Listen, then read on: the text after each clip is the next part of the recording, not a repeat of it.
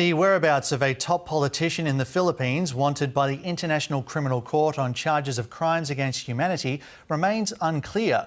Ronald De La Rosa had locked himself inside his Senate office and used social media to encourage his supporters to mobilise, fearing he was about to be arrested.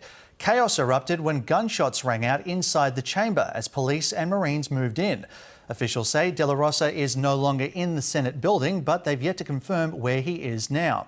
Here to tell us more is political analyst Richard Haydarian.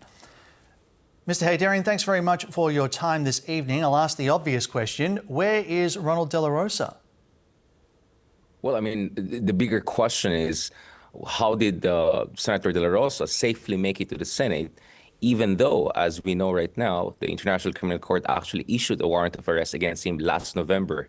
I personally had the knowledge of that as early as January, if not December of last year. So for quite some time, we knew that he was in the radar of the ICC, which has already apprehended and has in detention former President Rodrigo Duterte, who was the former boss of Ronald De La Rosa. How did he make it to the Senate?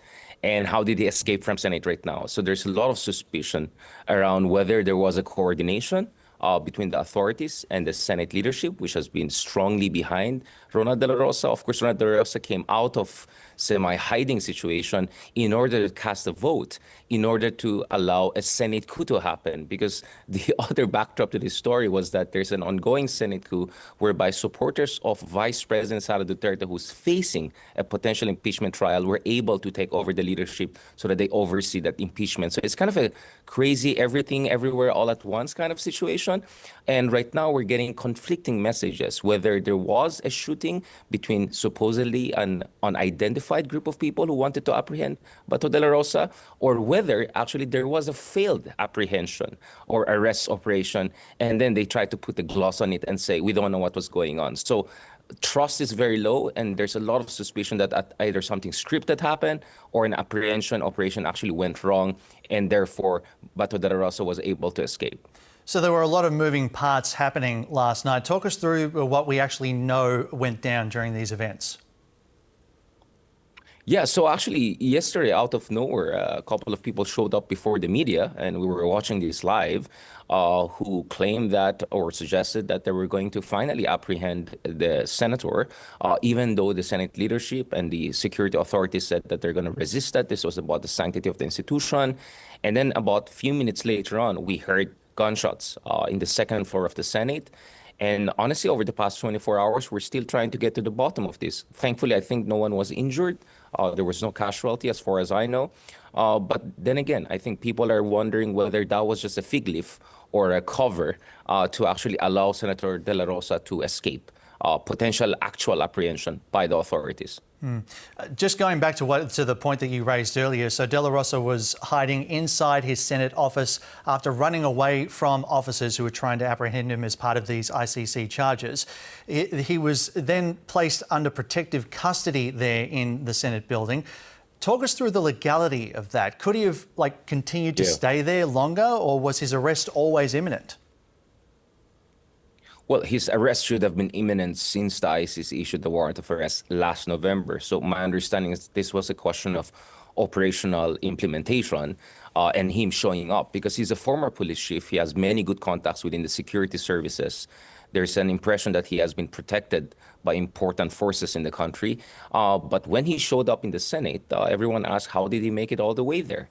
And then later on, the Senate said that this is about the sanctity of the institution. But the Philippine Department of Justice has made it clear that the country has an obligation to cooperate with the Interpol and the ICC once the red notice was issued. So legally speaking, I think everyone except the supporters of Duterte and the senator would argue that there should not be any problem with enforcement of this arrest. There was no intervention also by domestic courts. Actually, Senator De La Rosa was hoping that the Philippine Supreme Court will come in, domestic courts will come in and issue a temporary restraining order for the president to come in.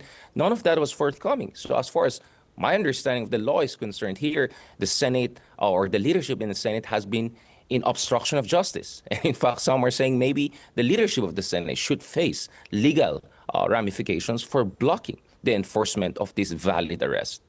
Now, we understand the crowds began to form outside the Senate as De La Rosa called on his supporters to mobilise. Does he still enjoy a lot of support despite the charges against him and everything that's happened since then?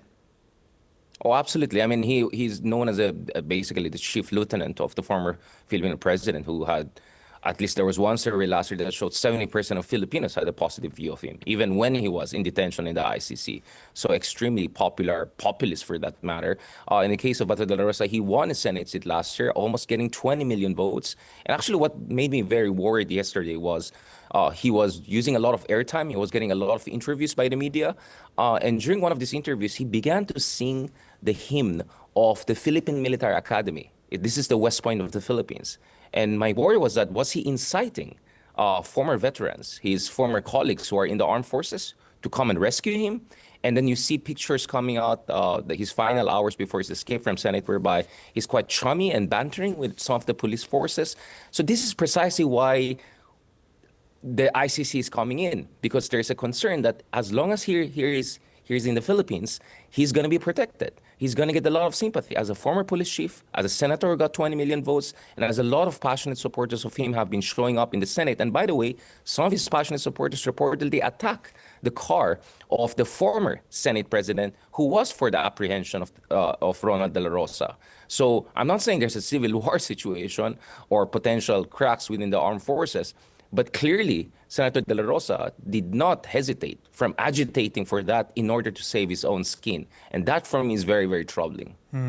So what's the International Criminal Court's next move here? Are there any other avenues that De La Rosa can exploit to further evade capture? Well, I mean, as far as capture is concerned, I mean, let's see if the authorities are going to cancel his passport to make sure he doesn't get out of country, at least legitimately. Next thing, of course, is to make sure that well, if he goes back to his hometown back in Davao, maybe it will be harder to apprehend him. So authorities have to make sure that he's within a jurisdiction whereby it's easier to enforce that without any violence. And lastly, as far as the ICC is concerned, actually, I don't think Senator De La Rosa is the only one who's facing an ICC warrant of arrest. Potentially another Senator, Bongo, could be also facing that. And there are also 5 or 6 other top officials in the Philippines who work under former President Rodrigo Duterte who could also face a warrant of arrest. So for ICC, it's not only about one person, but half a dozen other co-perpetrators who can provide credible evidence about what really happened during the drug war of former President Duterte, who is now going to face trial at the ICC this year. It really is an incredible story, and we really do appreciate you taking the time to walk us through that. Political analyst Richard Haydarian joining us. Thank you again. Pleasure.